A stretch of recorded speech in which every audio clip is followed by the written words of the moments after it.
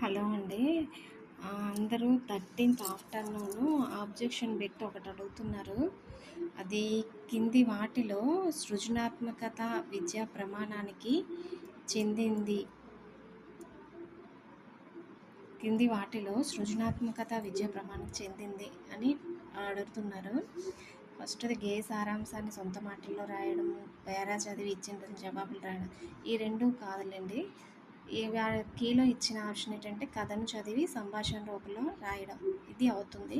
First option కూడా అవుతుందండి. గేయ సారాంశాన్ని సొంత మాటల్లో రాయడం అనేది కూడా అవుతుంది.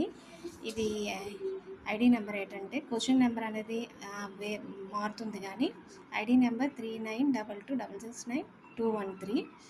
ఇది 8th క్లాస్లో 8th క్లాస్ తెలుగు టెక్స్ట్ బుక్లో పేజ్ నెంబర్ 7లో ఒకసారి చూసుకోండి. వ్యక్తీకరణ సృజనాత్మకత అని ఉంది. ఇక్కడ ఆంధ్ర వైభవం గేయ సారాంశాన్ని మీ సొంత మాటల్లో రాయండి అని ఉంది.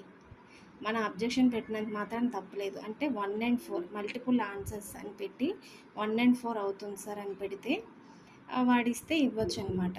అందరూ అబ్జెక్షన్ పెట్టడంలో తప్పేం లేదు కదా. ఆంధ్ర వైభవం గేయ సారాంశాన్ని మీ సొంత మాటల్లో రాయండి అని ఇక్కడ ఉంది. ఇక్కడ ఏంటి వ్యక్తీకరణ సృజనాత్మకత దగ్గరే కాబట్టి 1 and 4 అవుతుంది. మల్టిపుల్ ఆన్సర్స్ అని పెట్టండి.